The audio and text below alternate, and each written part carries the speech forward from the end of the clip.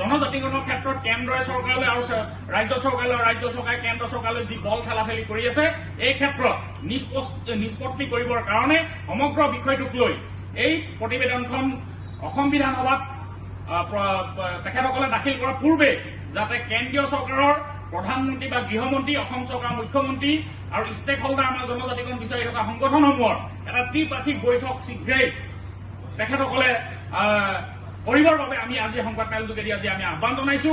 আৰু অসম বিধানসভা নিৰ্বাচনৰ পূৰ্বে আমাক জনজাতিকৰণ লাগিব, কাৰণ আমি দেখিছো বিগত 3টাকৈ লোকসভা নিৰ্বাচনত, বিগত 2টাকৈ অসম বিধানসভা নিৰ্বাচনৰ পূৰ্বে তেওঁলোকে আমাক জনজাতিকৰণৰ প্ৰতিশ্ৰুতি দিয়ে আৰু আমাৰ ব্যাপক ভোট লৈ তেওঁলোকে ক্ষমতালৈ অহাৰ পাছত, তেখেতসকলক অসমত ক্ষমতা কুক্ষিগত কৰাৰ পাছত কিন্তু আমাৰ প্ৰতিশ্ৰুতি পূৰণ নকৰি আমাক বাৰম্বাৰ তেওঁলোকে প্ৰতাৰণা কৰে। গতিকে এই চূড়ান্ত প্ৰতাৰণাৰ প্ৰতিবাদত ইতিমধ্যে বহু কাৰ্যসূচী গ্ৰহণ কৰা হৈছে। শেহতীয়াকৈ অসমলৈ অহা অমিত শ্বাহ ডাঙৰীয়া গৃহমন্ত্ৰী আৰু প্ৰধানমন্ত্ৰী নৰেন্দ্ৰ মোদী অসম ভ্ৰমণ বিৰোধিতা কৰি আমি কাৰ্যসূচী ৰূপায়ণ কৰিছো। অনাগত দিনতো কিন্তু অতি শীঘ্ৰে যদি আমাক জনজাতিকৰণৰ ক্ষেত্ৰত সঠিক পদক্ষেপ গ্ৰহণ নকৰে, তেতিয়াহ'লে কিন্তু অনাগত দিনতো গৃহমন্ত্ৰীগৰাকী আৰু দেশৰ প্ৰধানমন্ত্ৰীগৰাকী অসম ভ্ৰমণৰ বিৰোধিতা কৰা হ'ব। আৰু সমান্তৰালভাৱে আমাৰ জুবিন গাৰ্গ ডাঙৰীয়াৰ অপঘাত মৃত্যুৰ বাবে আমি যি জোৰ সমৰল কাৰ্যসূচী আমি স্থগিত ৰাখিছিলো, সেই কাৰ্যসূচী আমি পুনৰ আজি ঘোষণা কৰিব বিচাৰিছো, সময়সূচী আজি ঘোষণা কৰিব বিচাৰিছো। সেই অনুসৰি আমি সৰ্বমুঠ 1 লাখ আমাৰ আহোম ৰাইজৰ অংশগ্ৰহণে আমি জোৰ সমদল কৰিব বিচাৰিছো। আমি একে ঠাইতে 1 লাখ মানুহলৈ আমি জোৰ সমদল নকৰো। আমাৰ বিভিন্ন জিলাত সেই সৰ্বমুঠ মানুহ আমাৰ 1 লাখ হ'ব। আমাৰ 1, 2 আৰু 3 নৱেম্বৰত আমাৰ ধাৰাবাহিক ৰূপত অসমৰ 16 স্থানৰ কাৰ্যসূচী হ'ব আৰু প্ৰত্যেক দিনতে 30-35 হাজাৰ মানুহৰ অংশগ্ৰহণেৰে এই 3টা দিনত সৰ্বমুঠ 1 লাখ মানুহৰ অংশগ্ৰহণে আমি এই প্ৰতিবাদ কৰিবলৈ লৈছো। আৰু এই ক্ষেত্ৰত আমি নৱেম্বৰ তাৰিখে শিৱসাগৰ, চৰাইদেউ, ডিব্ৰুগড় আৰু গোলাঘাট জিলাৰ সদৰত এই বিশাল জোৰ সমদল কাৰ্যসূচী ৰূপায়ণ কৰা হ'ব।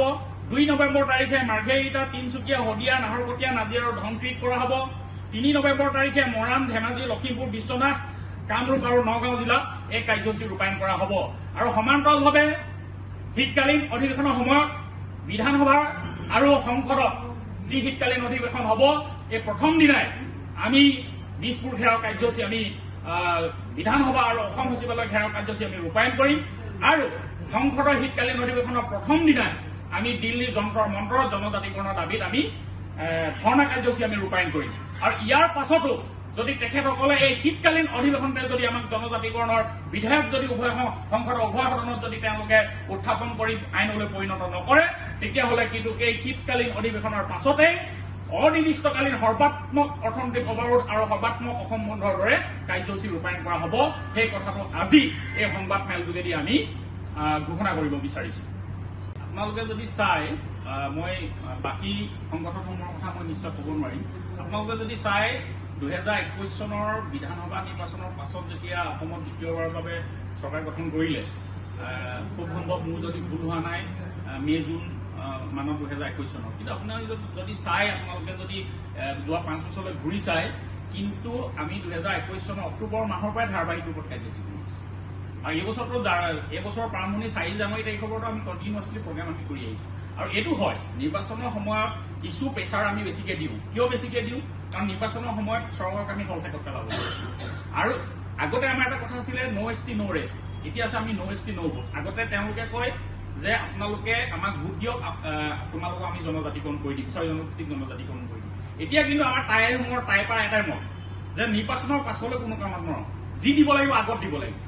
নিৰ্বাচন তেখেতসকলে কয় আমাক ভোট দিয়ক, আপোনালোকক জনজাতিকৰণ কৰি দিম। এতিয়া আমাৰ শ্লোগান হ'ল তোমালোকে প্ৰথমে আমাক জনজাতিকৰণ কৰি দিয়া, তাৰ পাছতে তোমালোকক ভোট দিম বা আমাৰ অঞ্চলত ভোট খুজিবলৈ আহিবলৈ তোমালোকক দিম। কিন্তু অন্যথা তোমালোকৰ নিৰ্বাচনী প্ৰচাৰ সভাটো আমি বাধা দিবলৈ আমি উদ্যত হ'ম। কথা ক'লো, নিৰ্বাচনৰ পূৰ্বে যদি তেখেতসকলে এটা সঠিক সিদ্ধান্ত গ্ৰহণ নকৰে, পদক্ষেপ গ্ৰহণ নকৰে, কাৰণ ইতিমধ্যে আজিৰ তাৰিখত 2019 চনৰ 11 জানুৱাৰী তাৰিখে উচ্চ সদনত ৰাজ্যসভাত বিল উত্থাপন হৈ আছে। মাত্ৰ এটা প্ৰতিবেদন অসম চৰকাৰৰ পৰা যাব লাগে, সেই প্ৰতিবেদনটো হ'ল যে 6 জনগোষ্ঠী আমাৰ যিটো কোৱান্টাম অফ ৰিজাৰ্ভেশ্যন, আমাৰ সংৰক্ষণৰ ব্যৱস্থাটো কি হ'ব, সেই মাত্ৰ এটা প্ৰতিবেদন তেওঁলোকে দিয়া নাই। যিটো প্ৰতিবেদন দিয়াৰ চূড়ান্ত তাৰিখ আছিলে 30 অক্টোবৰ 2020 চন। গতিকে তেওঁলোকে বাৰম্বাৰ হেমাহি কৰি আছে, তাৰ ওপৰত আমি প্ৰেছাৰ ক্ৰিয়েট কৰি আছো।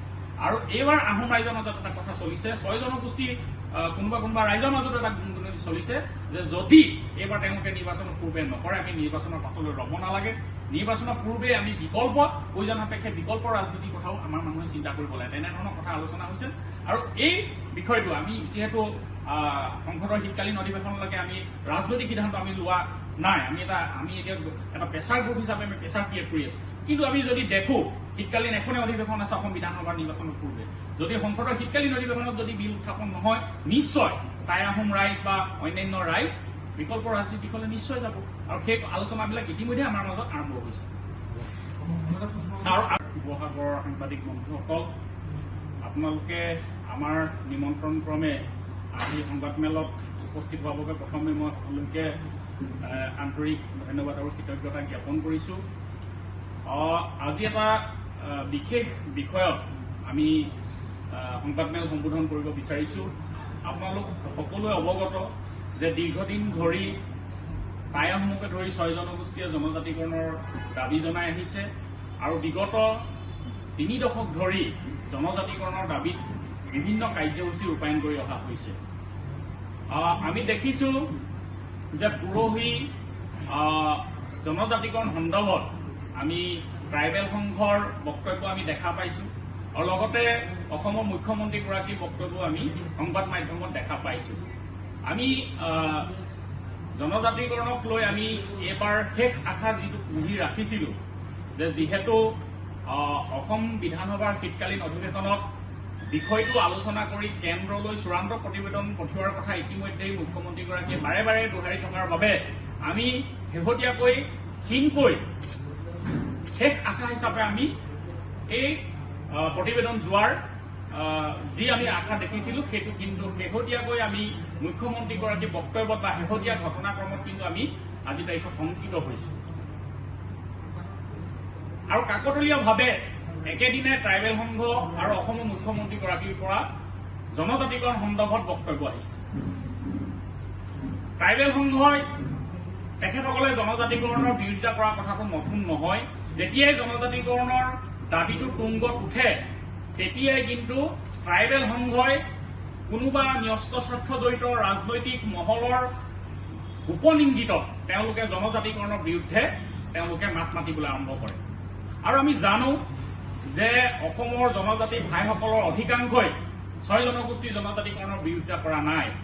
কাৰণ আজি বিজেপি দল আৰু চৰকাৰে যিটো সততে কৈ আহে যে তেওঁলোকে অসমত একাংশ অবৈধ বাংলাদেশী মিয়াৰ আগ্ৰাসনত অসমীয়া জাতিটো বা অসমৰ খিলঞ্জীয়া ৰাইজ ৰাজনৈতিক সংকটত বা অস্তিত্ব সংকটত ভুগিব বুলি বিজেপি দল আৰু চৰকাৰে সততে তেখেতসকলে আমাক ভয় খুৱাব খোজে। এই ক্ষেত্ৰত বিজ্ঞানসন্মত সাংবিধানিক পৰিত্ৰাণৰ একমাত্ৰ উপায়টো হ'ল টাই আহোমকে ধৰি 6 জনগোষ্ঠীৰ জনজাতিকৰণ।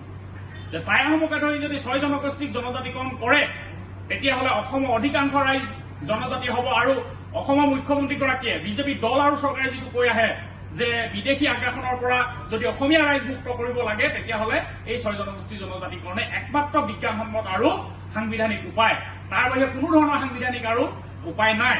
কাৰণ ইয়াৰ পৰা বলপূৰ্বক ইখন জিলাৰ পৰা সিখন জিলালৈ এমুঠিমান মানুহক খেদি ফুৰিলে কিন্তু এই বাংলাদেশী মিয়াৰ সমস্যাটো সমাধান নহয়। আৰু এই সমস্যাটো যদি ৰাজনৈতিকভাৱে সমাধান কৰিব লাগে তেতিয়াহ'লে 6 জনগোষ্ঠীক জনজাতিকৰণ কৰিব লাগিব।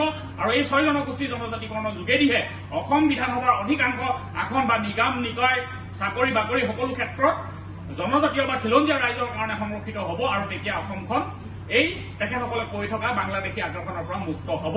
কিন্তু আমি দেখিছো তেখেতসকলৰ ৰাজনৈতিক সদিচ্ছা নাই। যি ধৰণে বাংলাদেশী সমস্যাটো সমাধানৰ তেখেতসকলৰ ৰাজনৈতিক সদিচ্ছা নাই, ঠিক তেনেধৰণে 6 জনগোষ্ঠীৰ জনজাতিকৰণ কৰাটো তেখেতসকলৰ কোনো ৰাজনৈতিক সদিচ্ছা নথকাৰ কথাটো আজি তাৰিখত প্ৰমাণিত হৈছে। গতিকে আজি আমি সকীয়াই দিব বিচাৰিছো যে ট্ৰাইবেল সংঘ বা তেনেধৰণৰ ন্যস্ত স্বাৰ্থজড়িত 2-1 মহল বা 2-1 ব্যক্তিক তেখেতসকলে কান্ধত বন্দুক থৈ 6 জনগোষ্ঠীৰ জনজাতিকৰণৰ এই যিটো আন্দোলন ইয়াক বিভাজন নকৰিবৰ বাবে আজি পাই আমি সকীয়াই দিছো। আমি দেখিছো যে 6 জনগোষ্ঠী জনজাতিকৰণৰ বিধেয়কখন একেলগে গৈছে, বিধানসভাত একেলগে ইয়াত সিদ্ধান্ত গ্ৰহণ কৰা হৈছে। আৰু 6 জনগোষ্ঠীৰ মাজত প্ৰত্যেকটো জনগোষ্ঠীৰ জনজাতিকৰণৰ ক্ষেত্ৰত সমৰ্থন আছে। তাৰ পাছতো আমি দেখিছো অসমৰ মুখ্যমন্ত্ৰীগৰাকীয়ে কোনোবা জনগোষ্ঠী 100%, কোনোবা জনগোষ্ঠী 70%, কোনোবা জনগোষ্ঠী 50% আৰু কোনোবা জনগোষ্ঠী 30% সম্ভাৱনা থকাৰ কথা কয়। ইয়াতে শতাংশ থাকে নেকি? সম্ভাৱনাৰ ক্ষেত্ৰত শতাংশ থাকিবলগীয়া কোনো কথা নাই। আৰু আহোমসকলৰ ক্ষেত্ৰত কিন্তু তেওঁলোকে মুখ্যমন্ত্ৰী ৰহস্যজনকভাৱে কিন্তু নিয়োগ হৈ থাকে। আমি সিদিনা দেখিলো মৰাণ মটকৰ ক্ষেত্ৰত তেখেতে 100% সম্ভাৱনাৰ কথা ক'লে, কোচ ৰাজবংশীৰ ক্ষেত্ৰত 70% সম্ভাৱনাৰ কথা ক'লে, চুতীয়া জনগোষ্ঠীৰ ক্ষেত্ৰত 50% তেখেতকৰ সম্ভাৱনাৰ কথা ক'লে।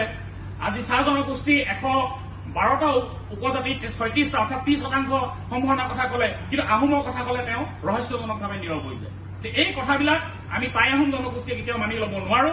আৰু আমি টাই আহোম যুৱ পৰিষদে টাই আহোম জনগোষ্ঠী এই মতটোক আমি প্ৰতিনিধিত্ব কৰি আজি সংবাদমেল যোগে আমি স্পষ্ট কৰিছো যে তেওঁলোকে অতি শীঘ্ৰেই কেন্দ্ৰলৈ এই প্ৰতিবেদন পঠোৱা উচিত। যদি তেওঁলোকে কেন্দ্ৰলৈ প্ৰতিবেদন নপঠায়, তেওঁলোকে যদি ৰাজনৈতিক উদ্দেশ্য তেওঁলোকে যদি এই কাম কৰি থাকে, তেখেতসকলে যদি জনজাতিকৰণ নকৰে, কিন্তু টাই আহোম যুৱ পৰিষদে পূৰ্বতকৈ অধিক তীব্ৰ আৰু ভয়াৱহ গণতান্ত্ৰিক আন্দোলনৰ কাৰ্যসূচী কিন্তু আমি হাতত গ্ৰহণ কৰিবলৈ বাধ্য হ'ম। যিকোনো খবৰৰ বাবে যোগাযোগ কৰক 7099017330 লগতে 7099017110 নম্বৰত।